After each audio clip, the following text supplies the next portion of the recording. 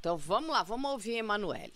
De Agora você manda o contar Michael um fala. pouquinho quem é você, porque acho que sabe o que está faltando para as pessoas conhecerem um pouco de vocês, Sim, porque vocês todos buscando ali a verdade. E eu sim. repito aqui novamente, eu vejo muito mais a defesa do Michael buscando o que aconteceu pela Vitória do que, né, o próprio Concordo. Ministério Público. Esse é um ponto interessante. Isso aqui eu concordo demais, né? Porque é o que a gente mais vê, né? Assim, porque a própria defesa ali pela família da Vitória, a gente vê que não age muito não, né? Pelo menos a grande maioria aí fala exatamente sobre isso, né? Que o doutor Fábio, né? Não ajuda a família, não chega junto, né? Realmente não traz algo que possa definir todo esse caso, né? Voltou o Michael, voltou o Michael, pois é, Carla e seu Michael. Cássia Silveira, boa tarde, Cássia, tudo bem? Maria das Graças, temos de reconhecer que Carla, Foca, Fernanda e outros seguem a falar do caso Vitória Regina. Daniela Rodrigues disse: Foca, o Marcelo que afirmou que era o carro do Michael e o Matheus não afirmou, sim. Oi, Cássia Cigana, tudo bem? Boa tarde. Márcia Taíde, esse caso é um labirinto, ninguém chega na saída. Maria das Graças, os celulares são respostas desse caso, concordo. Concordo totalmente, cara. E de quem está preso? Cadê os celulares de forma realmente investigados? Sinceramente, eu acho que nem para a investigação foram, viu? De verdade. Mas vamos ver aqui o que a irmã do rapaz falou. As pessoas acham, hoje não tanto, mas sempre acharam que o Michael ele não tinha família, que ele estava Uhum. desamparado, ou conhecem a defesa dele, os advogados dele. E eu acho muito interessante as pessoas entender que ele tem muito apoio. Ele é muito, muito amado, ele é muito querido. Então, eu agradeço ter esse espaço para poder falar um pouquinho da gente. Sim, sim. O Michael, ele é o caçula de 3 irmãos. Ele é meu irmão mais novo. Vai fazer agora 25 anos. E ele sempre foi o meu parceiro. Principalmente na parte da infância, a gente tem uma diferença de 1 ano de idade. Então, nós éramos bem mais próximos do que com o nosso irmão mais velho, que tem uma diferença maior de idade. A gente foi crescendo, eu parei de morar no Ponunduva, né? Passei a morar em Jordanésia. E o Maico, ele continuou no Ponunduva para cuidar da minha mãe. A minha mãe, ela tem alguns problemas delicados de saúde e ele sempre teve o sonho de sair de lá, morar em Jundiaí, crescer, mas ele continuou lá por ela e depois de um tempo ele começou o relacionamento dele com a Semilis, que fez com que ele ficasse mais lá também, porque ela também tem família lá. É, o Maicon, como pessoa, quem conhece ele sabe muito bem o quanto ele é risonho, o quanto ele é engraçado, o quanto ele está sempre disposto a ajudar. Todos os momentos que eu cheguei para ele e falei, olha, preciso disso, olha, me dá uma mão aqui. Ele sempre, sempre esteve ali. Ele sempre foi muito independente com os objetivos dele, com as coisas que ele queria fazer. Na nossa infância e na nossa adolescência, na nossa vida, né? A gente não teve pai para. Então, ele comprou o carro para ajudar tanto a família da Semilis quanto para ter uma vida melhor ali com a Semilis. Eu lembro muito do dia que ele comprou o carro, que ele pediu ajuda, porque ele queria tirar o carro para começar a vida dele com a Semilis. E eu lembro da alegria dele depois, quando ele conseguiu, que ele levou o carro para ela ver. Então, para a gente foi muito doloroso depois ver o que se tornou a imagem desse carro. Hum. E até a Semlis aparecer na vida dele, a minha mãe sempre foi tudo, tudo na vida dele.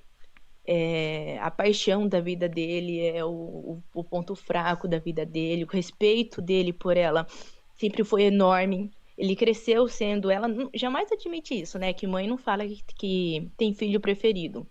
Mas ela sempre foi o caçula que ela tinha apego, sabe? Aquele carinho. E ele da mesma forma por ela. Então, ele sempre foi muito cuidadoso com ela, muito atencioso. Tudo que ela precisava ali, pelo sobrepeso, pelos problemas de saúde, pela dificuldade em locomoção e tudo mais, tudo que ela precisava ali, ele sempre, opa, pode deixar que eu faço, eu tô aqui.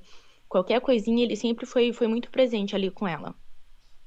E me conta uma coisa, o Michael, né, quando a gente viu algumas vezes ele me parece uma pessoa muito tímida. Ele é tímido, O Emanuele? Michael é reservado com quem ele não conhece.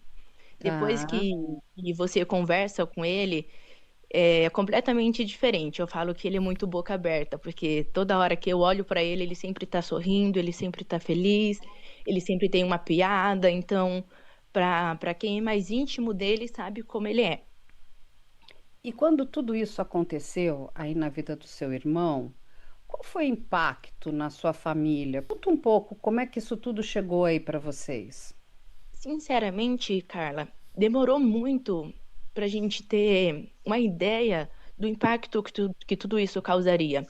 Porque quando o nome dele foi citado e foi iniciada a investigação, Vamos dar uma pausada antes dela continuar explicando? Vamos falar aqui com o Luigi. Sabe uma coisa que eu acho legal? É que você sente que a irmã do Michael, ela tá sendo sincera no que tá falando. Dá pra sentir sinceridade, não dá? Que ela tá falando de boa, ela não tá gaguejando, não tá. Sabe, a gente não sente que ela tá inventando as coisas. Né? Eu achei esse ponto aí bem interessante, viu? Porque olha só, veja essa irmã, não Sim, é? É uma moça, né? É uma mulher falando da infância deles, né? Que eram dois irmãos muito unidos, não é? Ela conta da preocupação que ele tem com a mãe. A mãe tem, parece que, alguns problemas de saúde, sim, né? Problemas esses que eu entendi que são sérios. Não cheguei a entrar, né? Para que ela me explicasse. Mas todo o tempo, não sei se vocês perceberam isso na fala dela. E isso é muito interessante. Ela fala da preocupação que ele tem com a família. sim. Ele tinha sonhos, né, né, você veja, né, o que é morar em Jundiaí, gente. Jundiaí é muito pertinho dali, tá? É como É. se fosse, sei lá, acho que não dá 50 quilômetros de distância. Não, Mas ele abre mão desse sonho para cuidar da mãe.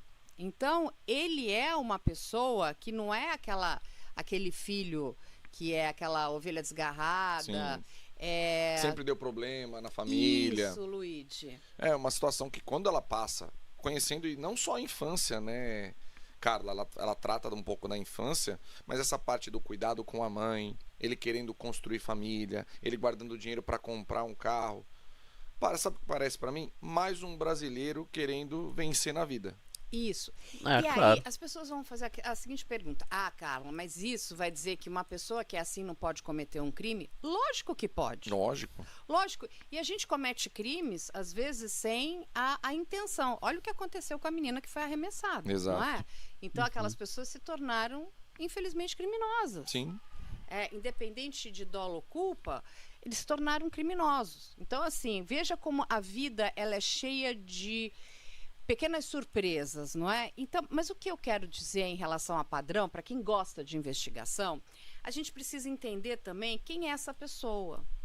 Porque um homem que está preocupado com a irmã, sim, está preocupado com a mãe, são figuras femininas. sim. E por que isso é importante, gente? Eu volto a repetir aqui. Porque a cena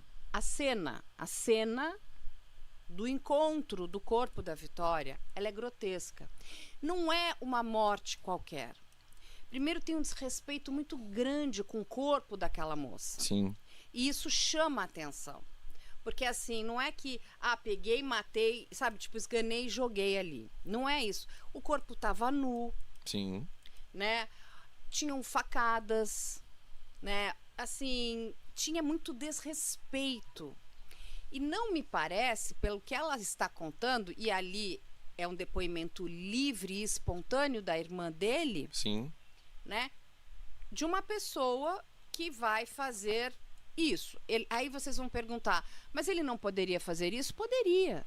Mas ele teria que ter uma máscara social, gente, muito bem já trabalhada. E o que é uma máscara social? Muitos criminosos, eu vou pegar um caso que todo mundo vai lembrar, Ted Bundy. sim, Ted Bundy tinha uma máscara social perfeita. Ele estava casado, né? Então, assim, ele mantinha uma vida ali profissional. Então, quem olhava para ele achava: ah, não, mas ele não vai matar mulheres. Vamos pegar o Gacy. O Gacy se vestia de palhaço e ia fazer, né, brincadeiras em festas infantis. Tinha a família. Ele tinha. Isso é a famosa máscara social. Sim. Mas, nitidamente, quando você olha tanto para o perfil do Bundy como para o perfil do Gacy, são pessoas que elaboram. Eu não consigo ver essa elaboração aqui no caso do Michael. Sim. Não, até porque ele não tem perfil de stalker coisa nenhuma. Isso aí foi inventado lá atrás, lá, né, para poder chamar mais atenção e, obviamente, comprovar aquela coisa lá das imagens que supostamente estavam no aparelho celular dele, sendo que as imagens a gente sabe muito bem que não estavam no celular dele, mas sim no celular do Liro, né? Uma coisa que eu não sei se vocês acham estranho, né? Como que o cara tem várias fotos de meninas semelhantes à Vitória. Então, se vocês não acham estranho, né? Tudo bem, mas eu acho bem estranho. E aí a gente vai voltar porque ela vai contar mais um pouco para que vocês entendam como é que foi a relação quando eles eram desde muito pequenininhos, porque isso é interessante, viu, Luigi? Ela vai contar, eles são pessoas que, né, tinham muitas dificuldades financeiras, então eles dividiam todos um cômodo, né?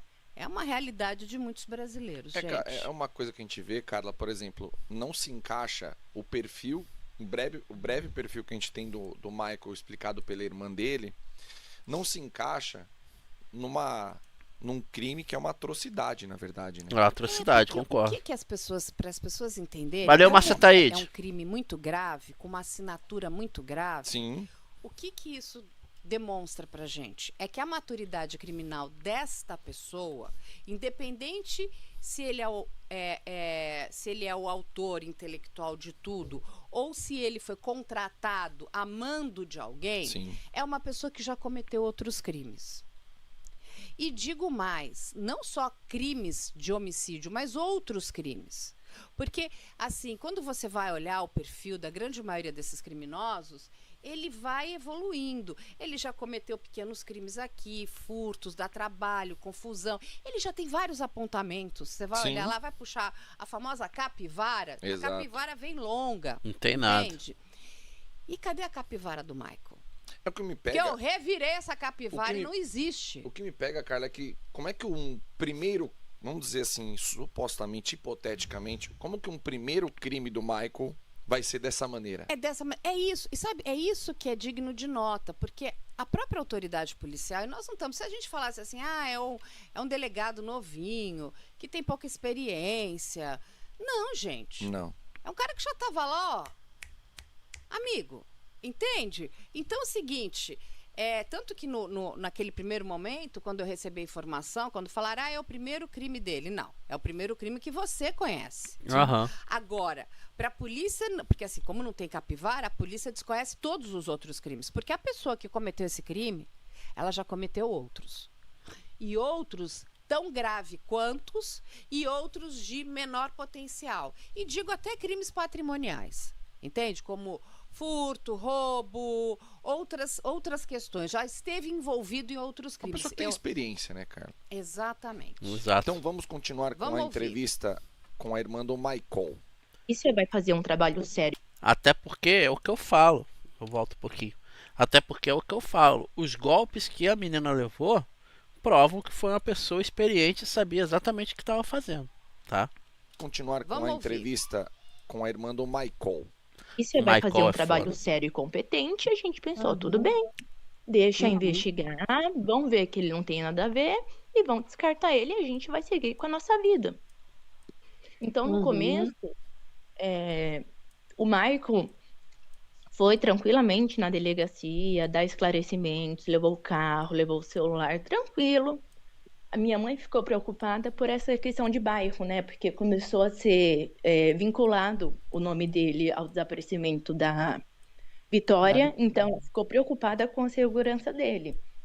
Mas pensar que ia tomar a proporção que tomou, de maneira nenhuma. E ele falando da investigação, porque ele foi ouvido no Uhum. domingo. Ele falava que os investigadores eles estavam perdidos, eles estavam, sabe, meio que atirando para todo lado. Uhum. Mas ele É, isso a gente chegou vê. a falar para Isso vocês é o que estava verdade. acontecendo lá no ambiente dentro da delegacia? Ele chegou a passar alguma informação para vocês? Nesse trecho não, porque era muito breve. Ele tinha ido no domingo, à noite ou na madrugada de sábado para domingo, que foi a primeira vez que ele foi lá e ele falou que podiam olhar o carro e tudo mais, e liberaram ele. Depois, Uhum. na terça-feira, nessa mesma terça-feira, o investigador pediu para que ele fosse levar o carro. E ele estava Tá. no trabalho. E ele falou, você fala com o meu chefe, para o meu chefe me liberar? E o investigador falou com o patrão dele, liberaram ele para levar o carro na delegacia e falaram para ele que seria uma perícia super rápido, que ele poderia esperar ali mesmo e que já já liberariam o carro dele. E se isso não é uma prova de que é uma pessoa que estava livre de culpa em pensamento, né? Porque um culpado não ia entregar a prova do crime, né? Tudo bem que a gente sabe que não foi nem no carro nem naquela casa, né? Mas se ele tivesse algum dedo nisso, vocês acham que ele não acreditaria que um mínimo detalhe poderia ferrar com ele? Claro que ele saberia. Claro que ele saberia. Então essa coisa dele entregar o carro duas vezes, né? Então, assim, acho que tá mais que provado aí, né? Que imputaram as coisas que a gente conhece aí do caso da vitória nele. Concordo, Foca. Parece sincera. Não é? Ela tá de boa. Ela tá de boa. Você vê que ela não titubia no que ela vai falar. Ela não trepida. Ela simplesmente fala. Como se estivesse conversando com alguém ali do lado ou na frente dela. Ela só tá falando. Tá? Eu tô sentindo 100% de sinceridade aqui.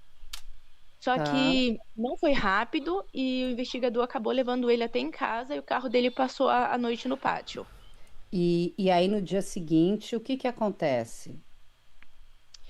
No dia seguinte é a quarta-feira. Foi o dia que encontraram o corpo da Vitória, já sem vida. Tá. Então tudo É. isso, só para a gente entender, foi antes do encontro do corpo da Vitória, correto? Sim, sim. Tudo isso foi antes do encontro do corpo dela. Até aí todo mundo tinha esperança de encontrar ela com vida. Muita gente dizia que ela tinha ido dormir na casa de alguém, ou que era coisa de adolescente, sabe? Era muito dito esse murmurinho no bairro. Então, ninguém imaginava o que ia acontecer depois. Eu lembro que quando encontraram o corpo dela, a minha mãe, ela ficou muito sentida, porque a minha mãe tem eu de filha, minha mãe também tem filha. E eu morava no Porunduva, eu descia do ônibus no mesmo ponto que a Vitória, um ponto depois, Caraca. tarde da noite, para ir para casa. Então, eu passei pelo mesmo caminho, poderia ter sido eu. Então, pra gente foi um choque muito grande. Caraca. Olha a loucura, né? Então você vê, lógico, óbvio que outras pessoas desciam ali no ponto que ela descia. Eu não sei se é exatamente igual, mas você imagina como é que ficou a cabeça das mulheres ali, né? Depois desse caso, descer naquele ponto ali tarde da noite. Eu imagino que até hoje não deve ser nada confortável, né? É sinistro mesmo, cara. Agora, o seu irmão conhecia a Vitória? Não, Também confirmado pelo próprio irmão da Vitória, onde ele também afirma que Michael não conhecia a Vitória nem Vitória conhecia o Michael. Tem uma entrevista dele, se eu não me engano, é pro Balanço Geral falando isso. não.